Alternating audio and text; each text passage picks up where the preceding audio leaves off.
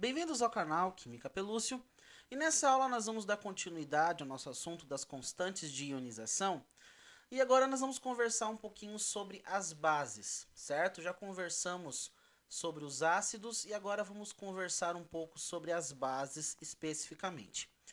Bom, gente, na realidade, sendo bem franco, o que a gente conversou sobre os ácidos, a constante ácida e tudo mais, praticamente vai valer a mesma coisa para as bases, certo? Apenas vai mudar ali alguma coisa sobre a nomenclatura, mas é muito de boa também, certo? Bom, gente, no caso aqui, a gente não costuma dizer constante de ionização. Alguns livros eles podem adotar a constante de ionização e colocar as bases no meio, certo? Mas, sendo um pouquinho mais a rigor aí no conceito, as bases elas são compostos iônicos, como a gente viu, e elas sofrem dissociação, certo? Então, a rigor não é mais adequado a gente falar constante de dissociação, certo? Justamente porque são compostos que são iônicos, grande parte deles são iônicos, e quando são dissolvidos em água, eles sofrem dissociação, que é a separação desses íons, certo? Então, nesse caso aqui, a constante que nós vamos utilizar é a constante Kb, certo? A constante de dissociação das nossas bases. Como eu falei para vocês, é recorrente aparecer a questão de uma base mais fraca dentro do equilíbrio, iônico, justamente porque a questão de ser uma base fraca sempre realmente estabelece ali uma reação reversível, certo? Então, uma base fraca, ela tem a tendência maior a nos dar um sistema reversível. Por exemplo, nós podemos ter a nossa base, eu vou pegar aqui no caso aqui, o próprio hidróxido de magnésio, esse camaradinho aqui embaixo. Olha só, o hidróxido de magnésio ele está aqui na sua forma não dissociada, certo? Então ele está aqui na sua forma não dissociada. Como ele é uma base fraca, ele estabelece uma reação reversível, ou seja, uma reação que vai, que volta, certo? Então, uma base mais fraca, ela nos dá um parâmetro de reação reversível melhor, nos dá então aí uma análise maior de equilíbrio, de equilíbrio químico dentro do sistema, certo? Então essa aqui é a forma não dissociada da minha base, aonde o íon hidróxido, o OH menos ali, está grudado ainda, está junto com o íon magnésio, certo? Mas quando esses camaradinhas aqui são dissolvidos em água, eles entram então num processo reversível, certo? Entre o íon magnésio e o íon hidróxido, certo? Então aqui é essa forma iônica desse camarada. Então nós temos aqui a forma não ionizada, ou melhor, sempre a gente acostuma com a palavra ionização por causa dos ácidos, Então não dissociada, a forma não dissociada, e aqui a forma dissociada, certo? Teoricamente, isso daqui não é uma reação química, certo? Isso daqui não é uma reação química, é apenas compostos que estavam grudados um ao outro e que sofreram ali uma separação dos seus íons. É apenas isso. Então nós vamos considerar como se fosse um processo, um processo de diluição, de dissolução dessa base, ok? Então aqui está a forma dissociada. Quando eu falo forma dissociada, eu estou querendo dizer a sua forma de íons separados, certo? Então, praticamente lá, quando eu pego um tanque aqui, um pequeno copo com água, e eu dissolvo esse hidróxido de magnésio, ele vai estar aí na sua forma, parte na sua forma não dissociada e parte na sua forma dissociada, certo? Então, por exemplo, eu teria algumas pequenas parcelas aqui mergulhadas na sua forma ionizada. Ok? Então seria mais ou menos nesse sentido aqui esses íons estariam. E como uma parte não seria totalmente solúvel, ele estaria mais ou menos aqui, a sua forma não dissociada. Ok? Então a forma dissociada fica mergulhada, vamos dizer assim, na nossa água. e a parte não dissociada fica precipitada, certo? Fica ali no fundo, na parte mais abaixo. Na realidade, a gente vai estudar a questão da precipitação, que é o produto de solubilidade, mais à frente dentro do módulo de equilíbrio iônico, certo? Então, vamos analisar então aqui o contexto das bases perfeitamente. Então, olha só, gente, uma base, a gente viu, segundo a teoria de Arrhenius, que ela é classificada de fato aí como uma base de acordo com o íon hidróxido, lembra disso? Então, esse íon aqui, ó, OH-, é o que classifica essa substância como uma base. Então, se eu quisesse construir aqui, no caso, a constante Kc, ou melhor, já vamos incrementar aqui, o Kb, a constante de dissociação dessa base, como é que ficaria? Bom, são os produtos sobre os reagentes, concorda comigo? E a forma dos produtos é a forma iônica disso daqui, certo? É a forma iônica. Então, seriam aqui os íons dissociados com a forma ainda não dissociada, certo? Então, aqui a forma não dissociada dessa base, né? Elevado aos respectivos coeficientes, certo? Bom, então essa aqui seria a ideia básica do Kb, certo? A constante de dissociação dessas nossas bases aqui. Bom, gente, o que acontece? O que significa esse Kb? Bom, o que o Ka é para o ácido, o Kb vai trazer a mesma ideia para, no caso aí, das bases, certo? Você lembra que o Ka, ele trazia a ideia do quê?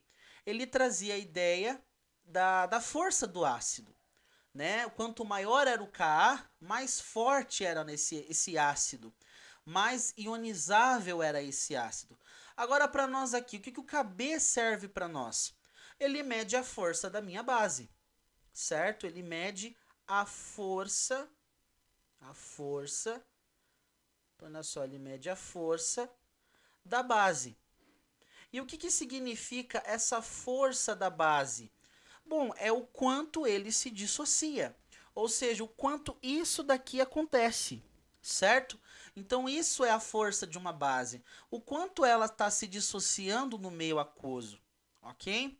Então, praticamente, é isso, assim como era no caso dos ácidos.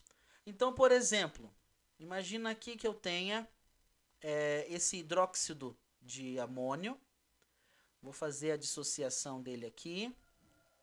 Então, olha só, nesse caso aqui, né, teria o equilíbrio Na4+, mais OH-, certo? Bom, nesse caso aqui, como é que ficaria a constante para esse camarada? Bom, simplesinho. Eu pego a forma dissociada dele, os seus íons, certo? A concentração dos seus íons. Então, NH4 mais vezes, né, o produto da concentração de hidroxila que eu tenho no meu sistema, dividido pela concentração da forma que não está assim tão dissociada assim, beleza? Tranquilo? Então, esse daqui seria mais a ideia, ok? Então, essa aqui seria a ideia do Kb, beleza? A ideia do Kb. Bom, gente, e como eu falei para vocês, o Kb ele é análogo ao Ka. Ele mede a força da minha base, certo? Então, por exemplo, vamos dizer que eu tenho aqui essa base do NaOH. Então, aqui o Kb dessa camaradinha aqui, vamos dizer que seja... vamos fazer uma análise separada aqui. Vamos fazer uma análise separada. Imagina que tenha lá um exemplo lá, onde um determinado ácido, vou chamar de determinada base, quer dizer, uma determinada base tem Kb1 igual a 2,10 na menos 3, certo? Uma determinada base. E o Kb de uma outra base seja 3,10 na menos 5, ok? Aí eu posso dizer qual deles tem caráter básico mais acentuado, qual deles tem caráter básico mais fraco, qual dissocia mais, qual dissocia menos, certo? Esse contexto de KB, ele também entra bastante dentro da química orgânica, certo? A gente dá uma ênfase maior até mais na química orgânica para ele, para os ácidos orgânicos, para as bases orgânicas, quer dizer, certo? Então, por isso que normalmente no equilíbrio iônico parece que o foco fica mais nos ácidos. É porque o KB ele tem uma certa importância maior quando se fala mais das bases orgânicas, certo? Então, por exemplo, aqui eu tenho uma base 1 e uma outra base aqui 2. E as suas respectivas constantes, certo? De dissociação. Bom, aqui pelo valor eu já posso ver que quem é maior. Ah, professor, tem um 3 aqui um 2. Pode até ser maior nessa parte. Mas o que importa é a base 10 aqui. Essa base 10. Nesse caso, o que eu tenho? Um menos 3 no primeiro e um menos 5 no segundo. Qual deles é maior? O que é elevado a menos 3. Vai dar um número maior, certo? Então, eu já tenho aqui, ó, que o KB dessa base genérica que eu falei aí, KB1, é maior que KB2. E o que isso significa? É aquilo que a gente tinha visto nos ácidos. Quanto maior o KB, certo? Maior é a força da base. E o que é essa força dessa base? O que significa uma base ser forte, ter um KB alto? Significa que ela dissocia mais, certo? Então ela tem maior facilidade de se dissociar, de liberar, né, esses íons, de gerar íons em água, certo? No meio aquoso, por exemplo, estamos dando o equilíbrio químico em meio aquoso. Então ela se dissocia melhor, aí libera mais íons no meio aquoso. Isso significa um KB alto para nós, ok? Bom, gente, então isso aqui é bem análogo, é bem tranquilo. O KB é a mesma coisa que o Ka para para os nossos ácidos. Então, Ka e KB, eles indicam força de ácidos e forças de bases, tá bom? Então, praticamente, é isso que a gente vai trabalhar nos exercícios. Então, sobre KB, é praticamente a mesma ideia que nós tínhamos de ácido, tranquilo? Bom, gente, então era isso por essa videoaula. Espero que você tenha entendido o que o KB significa. KB significa a força da minha base. Ou seja, se ela dissocia muito ou se ela dissocia pouco no meu meio aquoso. Então, um valor alto de KB, uma força de um ácido, a força da minha base é bem alta. E, por consequência, ela libera bastante íons em meio aquoso. Tranquilo?